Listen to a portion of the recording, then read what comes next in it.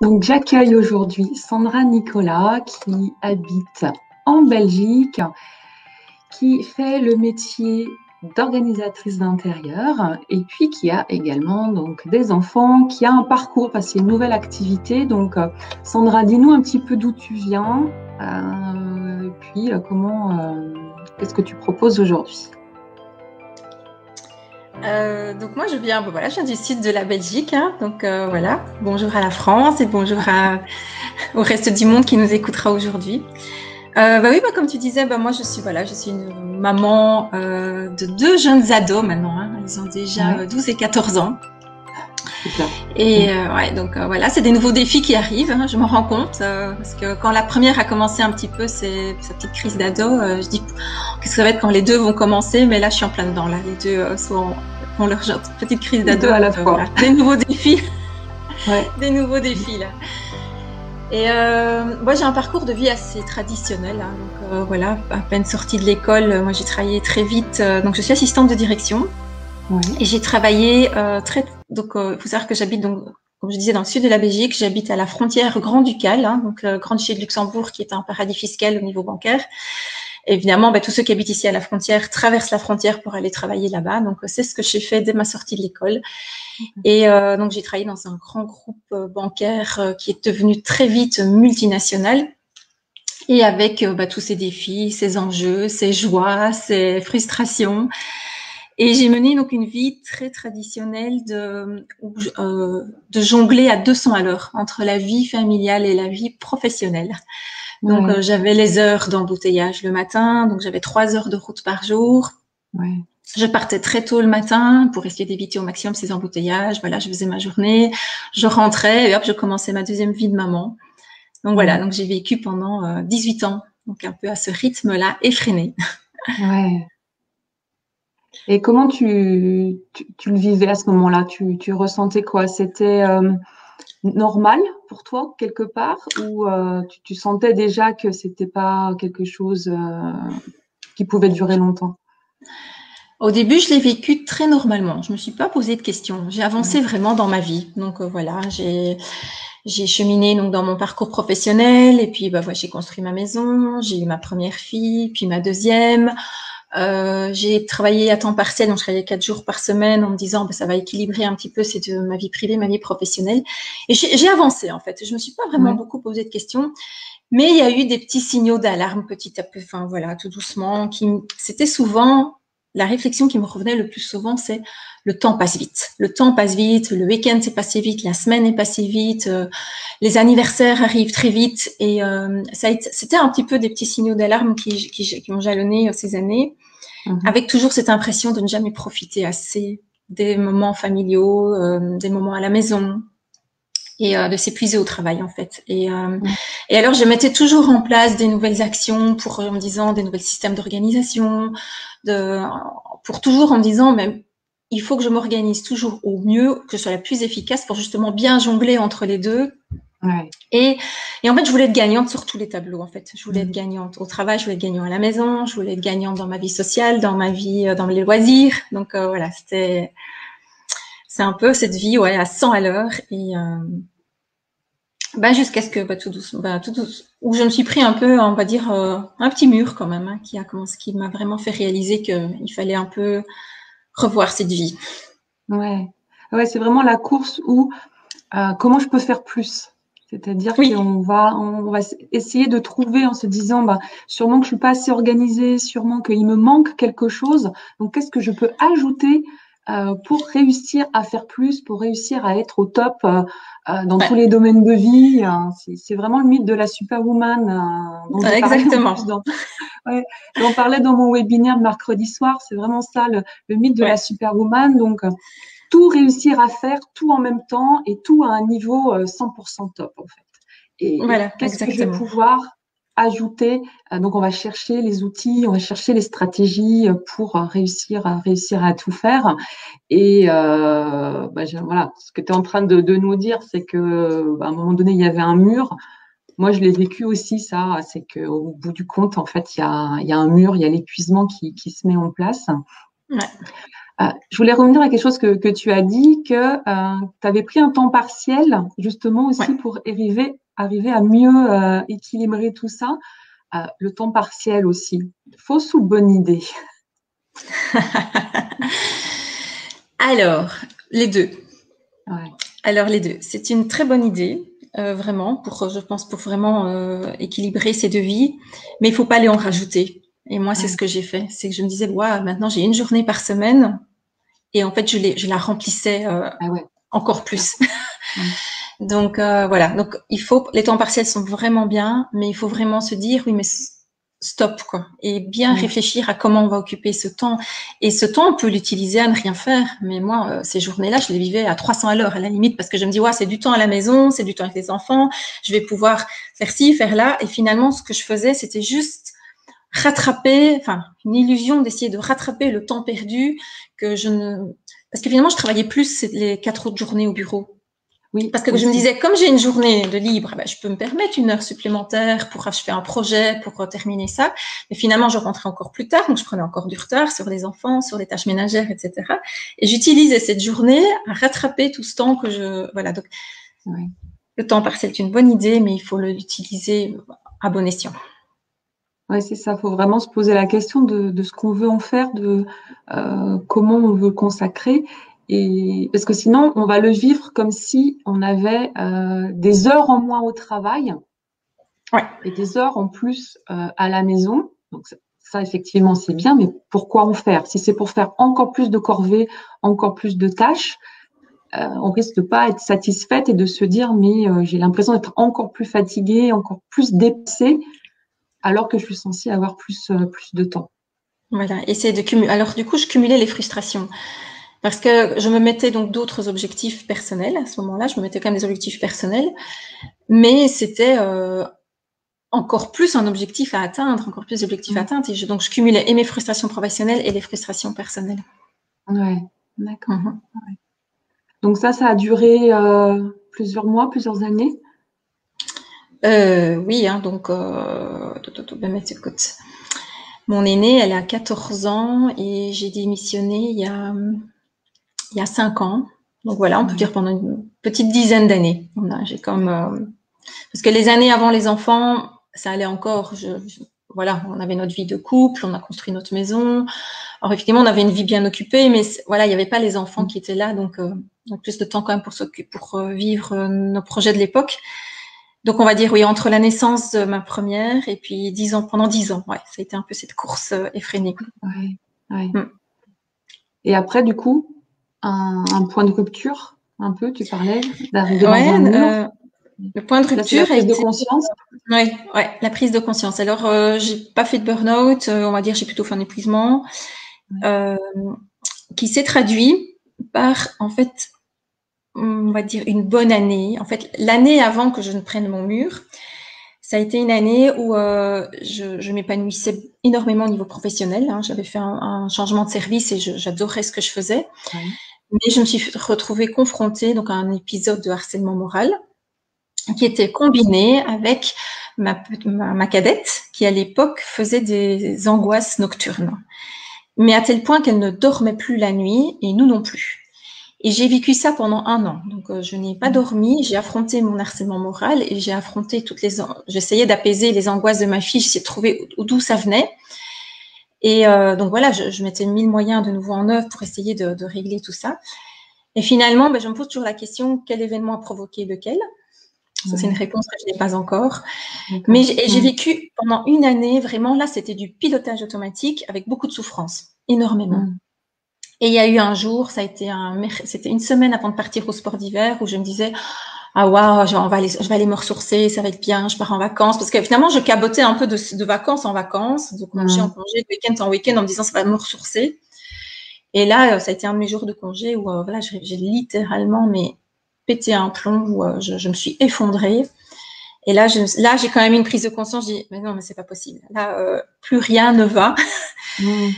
Et j'étais plus en détresse par rapport à ma fille qui n'allait pas. J'étais épuisée. J'étais littéralement épuisée. Hein. D'ailleurs, ça a été des reproches que j'ai eu d'ailleurs au travail parce que je venais de travailler épuisée. Enfin voilà, ça a été toute une spirale infernale. Et là, ça a été une prise de conscience.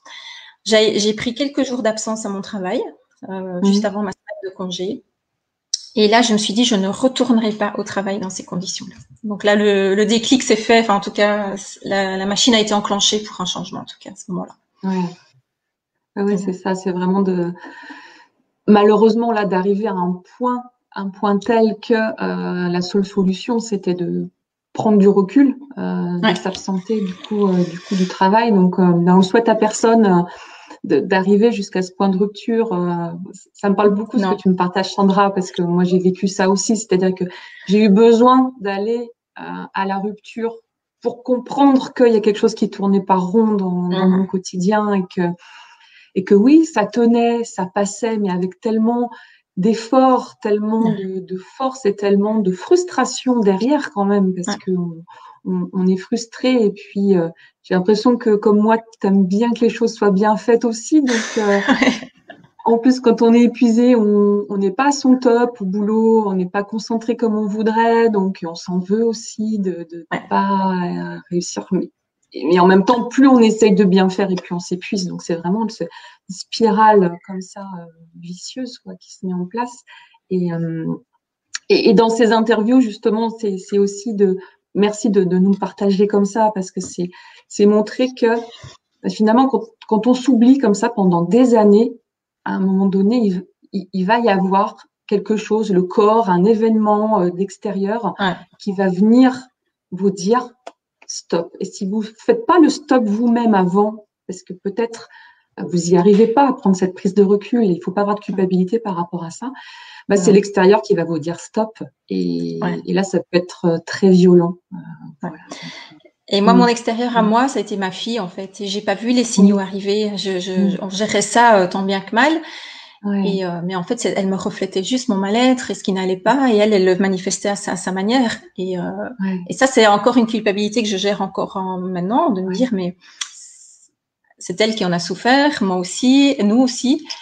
Mais elle m'a donné pourtant, voilà, les enfants sont quand même les personnes qui peuvent nous montrer au mieux les choses, et elle a été la première à me montrer ce qui n'allait pas, et je l'ai pas écouté tout de suite. Donc après, voilà, c'est une belle leçon que j'ai prise. Et du coup, à partir de là, alors tu prends ces jours de congé, après t'enchaînes avec les vacances. Est-ce que tu retournes au travail finalement? Après, tu mets les choses au point. Comment ça se passe? Je suis retournée au travail et puis ça a commencé. Voilà, j'ai commencé à cheminer vraiment. Donc j'ai repris les choses plus sereinement. Je me suis dit voilà, déjà je vais m'occuper de ma fille. Mais par contre, j'étais quand même toujours très épuisée psychologiquement, donc je n'ai pas su affronter, je n'ai pas su régler mon problème de harcèlement au travail. Donc j'ai pris la décision de démissionner. Voilà, donc j'ai réfléchi longuement et déjà je me suis rapprochée de mon domicile. Je me suis dit ce sera une première étape. Je ne vais plus avoir ces heures de trajet. Donc j'ai trouvé un travail qui était à 15 minutes de la maison, donc au lieu d'1h30, ça m'a quand même changé la vie. Et je suis retournée dans une fonction d'assistante de direction, donc quelque chose dans lequel j'étais confortable. Et je me suis dit, ma priorité déjà, c'est m'occuper de ma famille, de ma fille, de ma famille et de moi. Donc déjà en enlevant un certain fardeau de professionnel, quoi. Et là, j'ai travaillé pendant 3 ans à ça. Donc, je me suis vraiment reconstruite. Le travail où j'étais très chouette. J'ai fait des chouettes collègues. Et j'ai cheminé pendant ces 3 ans, donc reprendre du temps, ne plus tourner à 100 à l'heure tout le temps. Et puis, je me suis développée de manière personnelle aussi. Donc là, j'ai suivi des formations de développement personnel et je me suis occupée de moi et de ma maison.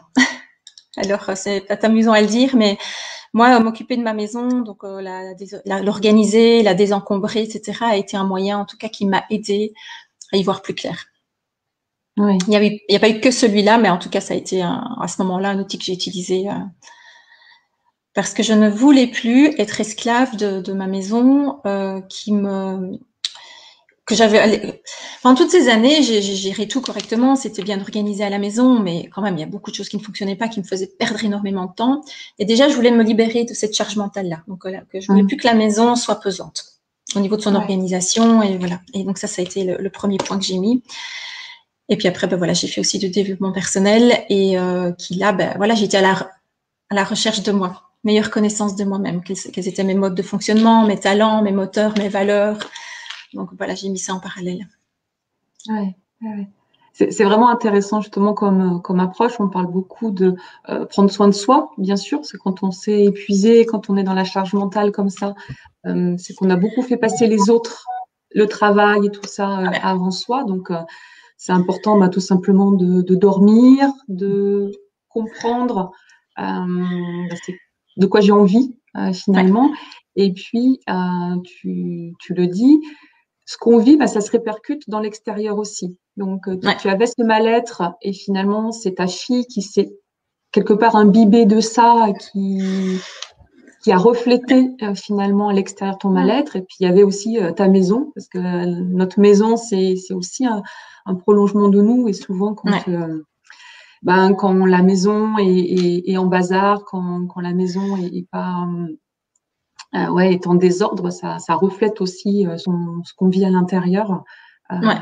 voilà, donc ça c'est aussi ça t'a apaisé, t'occuper de ta maison, désencombrer, réorganiser pour que ça te ressemble mieux. Oui, oui, oui, ça a été un outil qui m'a beaucoup aidé parce que toi, tu le sais aussi, Stéphanie, quand on s'occupe de notre maison, quand on la désencombre, qu'on la trie, on désencombre sa tête, hein, vraiment. Donc Ouais. moi, ça m'a aidé je me suis rendu compte qu'il y avait des choses dans ma maison qui étaient un poids mental. Donc je m'en suis libérée. Puis voilà, j'ai refluidifié tout ça et vraiment, ça a été en parallèle de tout ce que je faisais dans ma maison, c'est vraiment ce qui se faisait dans ma tête, quoi. Donc voilà, j'ai libéré les énergies, j'ai fait de la place et tout ça s'est fait vraiment en même temps dans ma tête, quoi. Donc j'ai vraiment allégé ma maison et allégé mon mental, ma charge mentale, voilà, qui était très Ouais. très pesante à l'époque, ouais. Ouais. Ah ouais, il y a vraiment plusieurs leviers sur lesquels on peut agir justement pour sortir de l'épuisement, alléger sa charge mentale. Euh, Vous qui nous écoutez, j'ai envie de vous demander justement comment va votre maison aujourd'hui? Est-ce que vous sentez justement que quand vous regardez autour de vous, est-ce que la pièce où vous êtes, est-ce que votre maison reflète vraiment qui vous êtes? Et si vous la trouvez justement en désordre, si vous dites voilà, c'est le bazar, euh, est-ce que ça reflète pas justement un peu ce que vous vivez à l'intérieur? Je vous Mm. lance ça comme ça, dites-nous dans les commentaires, même, même en replay, voilà, dites-nous un petit peu, est-ce que vous avez déjà ressenti ce lien entre votre lieu de vie ou le lieu de travail aussi, hein, d'ailleurs, Ouais, tout à fait. ça peut être aussi ça, et puis ce que vous ressentez à l'intérieur. Et bien sûr, je te rejoins tout à fait, Sandra, là-dessus, parce que c'est vraiment une des étapes moi, par lesquelles je fais passer les personnes que j'accompagne. À un moment donné, c'est s'alléger effectivement Ouais, dans la tête et aussi dans l'agenda, dans le lieu de vie, dans les activités, dans tout ce qu'on a à gérer aussi, plutôt ouais. que de toujours ajouter. C'est vraiment de faire de la place en fait à à ce qui compte vraiment. Ouais. Ouais, Ouais. clairement. Et surtout que maintenant, on a en plus le télétravail qui ajoute. On a Ouais. vraiment ce poids en plus Mhm. qui s'ajoute. Donc voilà, donc si on télétravaillait dans une maison qui n'est pas apaisante, c'est encore plus compliqué, quoi. Ouais, ouais. Puis là, on a tout qui est mêlé. C'est-à-dire que Ouais, c'est ça. si on se sent déjà débordé, c'est vrai que le fait de sortir, aller au bureau ou sur son lieu de travail, même s'il y a du trajet, même si c'est loin, ça fait quand même une coupure. Ça fait quand même une ouverture différente. On va voir des collègues, etc. Que là, avec le télétravail, on se retrouve à faire ses missions professionnelles dans son lieu de vie, avec ou pas les enfants à la maison en plus, Ouais, tout le monde dans la maison. Et là, ce qui se passe, c'est que déjà, on a tout dans la tête. Hein. Nous, les femmes, on a quand même beaucoup de choses dans la ouais, tête. Et là, en plus, on a tout sous les yeux. Donc, ouais, on a le mental qui est pris, on a les yeux qui sont en train de scanner tout ce que, ah oui, il faut pas que j'oublie ça, oh là là, machin, et ça en rajoute. Et c'est vrai que c'est un des axes aussi à simplifier, et toi, c'est aussi ce que tu as fait. Donc, connaissance de toi, vraiment ce travail sur toi. Tu parlais de tes besoins, tes forces, ouais, alléger ta maison, voilà, pour reconnecter, te sentir mieux dans ton environnement de vie.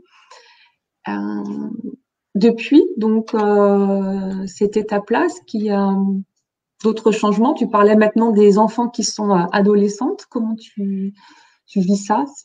Quel nouveau challenge ça amène dans ta vie? Eh ben, je vis ça beaucoup plus sereinement que je ne l'aurais Ouais. vécu il y a quelques années. Mm. Parce que voilà, maintenant, voilà, je suis à la maison tout le temps. Enfin, je travaille à la maison tout le temps. J'ai mis en chose des places pour m'organiser de manière plus légère. Donc, du coup, je prends du temps maintenant pour mes enfants, pour la famille et j'accueille les choses beaucoup plus sereinement. C'est Ouais. vraiment ça. Autant avant, j'aurais vu ça encore comme un grain de sable qui vient gripper la machine parfaite que j'avais mis en place. Ça, c'est vraiment comme ça que parfois je vivais. Quand j'avais il y a quelques années, quand j'avais comment on appelle ça, des imprévus, Mm. c'était vraiment, je voyais ça mince, quoi. Vraiment ça vient gripper la machine que j'ai mis en place et Ouais. ça m'énervait, quoi. Ça m'agaçait. Là, maintenant, non, je ne vis plus du tout les choses comme ça. Ça fait partie de la vie de famille, ça fait partie de la vie et s'il faut, on prend le temps de se poser, de discuter, de mettre en place ensemble des règles de vie, parce que ça, c'est quelque Mm. chose que je ne faisais pas avant. Je l'imposais plutôt parce que Ouais. je voyais ça comme ça pour que ça tourne bien, parce que donc maintenant, non, on en discute, quoi. Donc, voilà, on est toutes confrontées, comment les mamans d'ados, maman et papa aussi, on n'excluons pas au smartphone, hein, donc l'addiction smartphone. Donc voilà, je ne suis pas épargnée. Maintenant, on en discute plutôt. On essaie de trouver des solutions ensemble. Je leur demande maintenant, qu'est-ce que vous pourriez mettre en place pour que ça se passe mieux, chose que j'aurais jamais fait avant, quoi. Donc voilà. Ouais. Et maintenant, je Ouais, c'est prends vrai ça. que C'est une expérience agréable à vivre finalement, même si c'est pas facile tous les jours. Hein, moi aussi, j'ai les portes qui claquent quand elles sont fâchées. Mais voilà, c'est vraiment d'accueillir ça beaucoup plus sereinement et de dire ça fait partie, c'est les belles expériences qu'on va vivre. Parce que, alors là, c'est quelque chose que j'aime bien dire, enfin, je me dis, dans quelques années, nous ne serons plus là et on regrettera ces ouais. moments si on n'en profite pas. Mm. C'est ça, c'est ça. Peut-être pas les portes qui claquent, mais Non. il y a tellement d'autres belles choses qu'on peut pas focaliser, focaliser là-dessus. Tu as dit une chose qui est très intéressante, justement, c'est que avant, le moindre imprévu, en fait, grippait le système que tu avais mis en place. Ouais. Euh, et souvent, bah, justement, si on se rend compte que le système, la moindre petite chose vient le perturber, c'est que le système, il est trop tendu, en fait. Ouais, Et clairement. qu'on est trop dans un système contrôlant qui ne laisse aucune place à l'imprévu et du coup à la vie, quelque part, que si Ouais. on a tellement millimétré sa journée, son planning, on va justement être stressé à chaque fois qu'il y a quelque chose qui va venir changer ça. Donc, les systèmes, l'organisation, c'est bien aussi, mais ça ne doit pas être une finalité. Ça doit Non. soutenir, aider à la vie, mais laisser la place voilà, à la vie, la place à tout simplement les adolescentes aussi. Voilà, moi j'en ai deux aussi. Hein, j'ai encore un petit, mais mon deuxième est bien rentré dedans également. Et à ces moments-là aussi, les adolescents, il faut pas louper les moments aussi où ils vont venir connecter avec nous. Ça, Ouais, c'est c'est une ça. chose qui est importante, c'est-à-dire que l'adolescent, il va être dans son monde, il a des moments où c'est déstabilisant pendant des fois plusieurs jours. Il n'est pas accessible, il veut pas discuter, il est dans sa chambre, il est refermé sur lui-même. Et à un moment donné, il va revenir tout sourire. Et à ce moment-là, si on veut garder en tout cas un joli lien avec notre adolescent, il faut être disponible le plus Ouais. possible. Alors, faut pas se rendre non plus, c'est pas non plus, on lâche tout parce que ça y est, l'adolescent vient discuter. Mais quelque part, il faut pouvoir voir que ça y est, il y a un petit sourire qui revient, il y a la porte qui s'en trouve, et là on se rend disponible, voilà, et être accueillant, pouvoir dire tout simplement, oui, je t'entends, viens, on va pouvoir discuter. Ouais. C'est aussi important. Quand on est dans un système trop rigide, en fait, on peut pas s'autoriser Ah ouais, ça. non. Non, clairement. Ah ouais, non, Mm. clairement, je l'ai vécu avant et de ne pas être disponible quand ils en ont besoin, même quand ils sont petits et voilà, c'est dommage, quoi. Donc voilà, donc je me Ouais, suis dit que je ne vivrai plus ça. ouais. Tout en te respectant toi aussi. Oui. Et du coup, comment tu trouves du temps pour toi? Tu arrives quand même à avoir des Mais temps pour toi ouais. entre ce qu'il y a à Comme faire. tu viens de dire, hein, donc avoir une organisation qui soutient. Oui. Donc voilà, donc j'organise mes jours. Enfin voilà, donc déjà je me suis organisée dans la maison, donc dans toute ma maison maintenant. Alors, j'ai pas la maison parfaite, hein, loin de là, mais en tout cas j'ai une maison qui me correspond beaucoup mieux, qui est moins un fardeau. Voilà, donc j'ai optimisé un petit peu mon cycle du linge, mon cycle des papiers, enfin voilà plein de choses. Mais aussi donc je m'organise dans mon agenda, hein, donc pour pouvoir. Mais avec de la souplesse maintenant. Donc voilà, je n'ai plus un agenda qui est millimétré comme je le faisais avant, donc il faut laisser de la souplesse. Et de s'obliger vraiment, de se dire dans cet agenda, je me mets une demi-journée off, je me mets une journée off de temps en temps, où je m'autorise à commencer à 10 heures parce que, ben voilà, il faut conduire alors le jeudi, je conduis ma grande plus tard à l'école parce que, voilà, elle n'a pas cours en début de journée. Ben, c'est de dire, c'est OK. Donc voilà, je commence pas ma journée à 8 heures comme je fais d'habitude. Et voilà, et je m'autorise pendant ces moments que je m'octroie, j'aime beaucoup faire du sport, j'aime beaucoup aller dans la nature, donc je m'autorise à faire mes séances de sport, aller courir dehors, le week-end à sortir avec les enfants en vélo. Enfin voilà, déjà, voilà, c'est ça, c'est de ne plus avoir cet agenda qui est compressé, qui ne laisse plus la place à soi et à la famille. Ouais. Et du coup, c'est ça finalement qui forme un équilibre, hein, un équilibre de vie entre répondre aux besoins de ses enfants, faire ses tâches professionnelles et puis prendre soin de soi et tout ça, voilà, ça va s'emboîter plus facilement, plus sereinement. C'est vrai. Alors, c'est pas facile tous les jours, hein, parce que chasser le naturel, il rit en galop. Hein, j'ai encore tendance à retourner dans mes travers de temps en temps. Mais j'en suis consciente maintenant. Je suis consciente parce que je me connais mieux. J'ai appris voilà, quand je disais que j'ai été à la recherche de la connaissance de moi, et le fait de mieux se connaître permet déjà de mieux appréhender ou de réagir. On sent tout de suite qu'on retourne dans ses travers, quoi. Donc voilà, donc j'apprends à faire du lâcher prise, j'apprends à travailler sur mon perfectionnisme aussi. Donc mais maintenant je le vois venir. Ou alors ça dure pas longtemps, quoi. Je me dis, cette semaine là, ça a été un peu trop tendu, ça ne va pas. On rectifie le tir pour la semaine d'après, quoi. Donc voilà, ça reste un apprentissage continu finalement.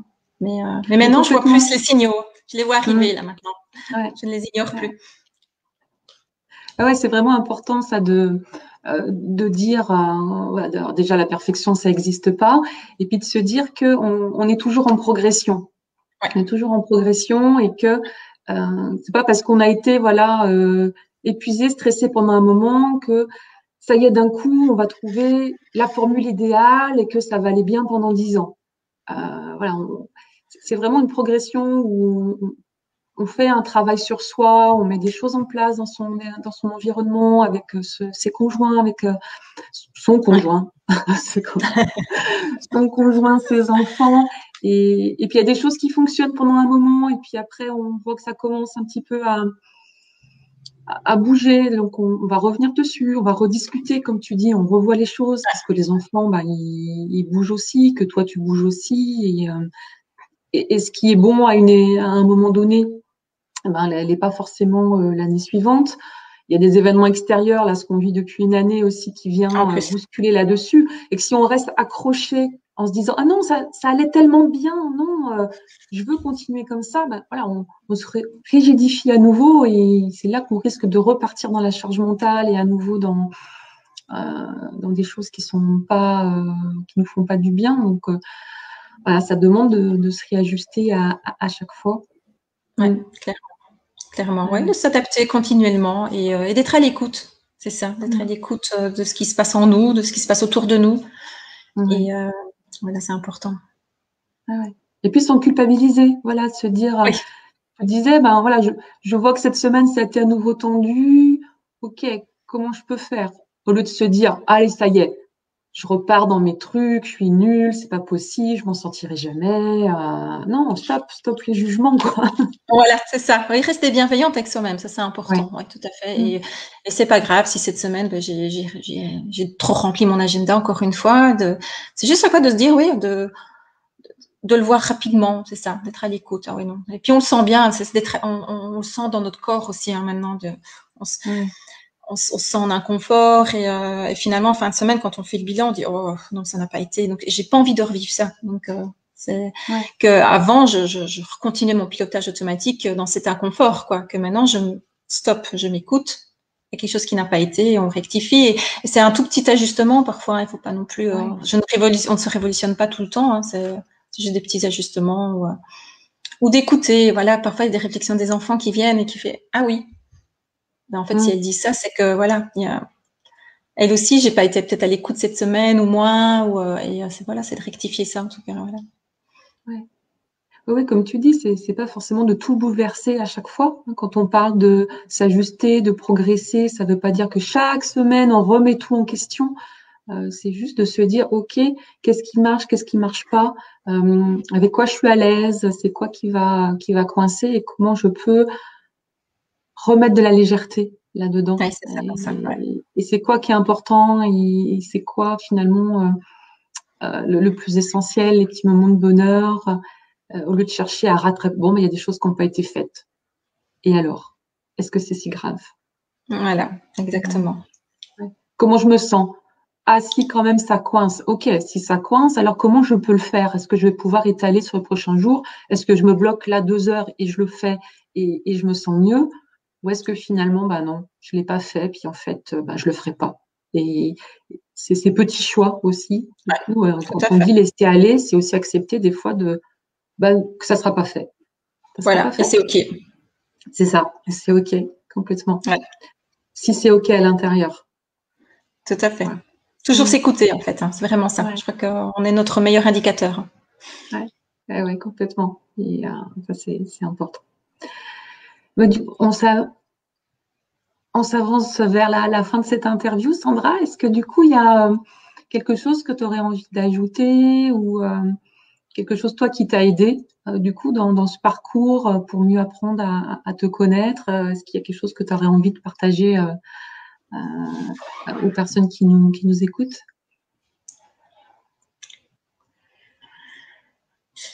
Ben dans ce qui m'a été de bons déclics, moi, c'est vraiment d'aller à la rencontre, moi, de mes talents naturels, en fait. J'ai fait une formation pour ça, enfin, un accompagnement pour ça. Ouais. Et vraiment de savoir dans quoi je m'épanouis le mieux naturellement. Donc, parce que quand on est dans son naturel, on ne s'épuise pas. Ouais. Et finalement, et alors moi, donc voilà, maintenant j'ai bien conscientisé mes moteurs naturels et je raccroche tout le temps à ça finalement maintenant quand je prends des décisions au niveau professionnel ou des décisions au niveau privé. Qu'est-ce qui m'anime naturellement et dans quoi je ne m'épuise pas? Parce que quand on est dans des moteurs qui ne sont pas les nôtres, ben là on va y mettre beaucoup plus d'énergie, donc voilà. Donc ça c'est un conseil que je peux donner. Et finalement ça reste un peu le fil conducteur de notre interview, c'est d'aller mieux on se connaît, c'est vraiment d'aller à la connaissance, vraiment, oui, à la recherche de soi. Car mieux on se connaît, et bien mieux on va réagir. On va moins culpabiliser, on va prendre de meilleures décisions. Donc je crois que c'est vraiment la clé. Et j'aurais jamais pensé dire ça il y a quelques années, vraiment. Oui, Parce que quelque je part, mettais toujours en place je mettais toujours en place des systèmes extérieurs, effectivement, pour améliorer mon organisation, régler tel ou tel problème, et j'ai jamais été voir ce qui se passait là à l'intérieur, finalement. Et c'est ça qui est le plus important. Oui, c'est ça, c'est vraiment tout part de soi. Et quand on a clarifié justement les besoins, ces moteurs, comme tu dis, ben, c'est une sorte de petit mode d'emploi en fait, qui va Ouais, dire c'est ça. OK, voilà ce qui se présente. Ben, j'ai une proposition, j'ai quelque chose, ça se présente à moi. Par rapport à mon petit mode d'emploi, est-ce que ça colle ou pas, quoi? Et là, ça aide beaucoup à faire des choix. On n'est plus dans Ah, la exactement. culpabilité, on n'est plus dans la peur de manquer quelque chose. C'est juste dire, oui, c'est bon pour moi ou c'est pas bon pour moi, tout simplement. Et donc, je dis oui, je dis non. Et c'est beaucoup plus fluide, plus serein. Ouais. Et, et voilà, et on ne se charge pas de choses qui nous correspondent pas. On arrive plus facilement à dire non, du coup, Oui, à des choses extérieures. tout à fait. Ouais, ouais. Mm. Oui, on prend des décisions plus justes. Ouais. Ouais. Super, merci beaucoup Sandra du coup pour cet Avec apport plaisir. complémentaire et comme tu dis qui vient vraiment en lien avec tout ce qu'on s'est dit dans cette interview. Donc je te remercie beaucoup. Vous qui nous écoutez, ben, j'espère que vous avez trouvé une ou plusieurs pépites dans ce que nous a partagé Sandra. Vous pouvez nous noter en commentaire ce que vous retenez du coup de cette interview. C'est quoi la chose qui vous a le plus interpellé? Peut-être quelque chose que vous allez changer dans votre quotidien dès demain. Et puis, voilà, toujours pensez aussi à partager, à mettre un like. Merci beaucoup Sandra pour ce temps que tu nous as consacré, ton beau retour par rapport à ton expérience de vie, voilà, qui saura inspirer toutes les mamans actives qui se posent plein de questions, qui essayent de faire de leur mieux dans chacun des domaines de leur vie. C'est possible, mais voilà, en baissant la pression et en ayant votre petit mode d'emploi pour faire les bons choix. Merci Stéphanie, le plaisir était partagé. Merci, belle journée à toutes.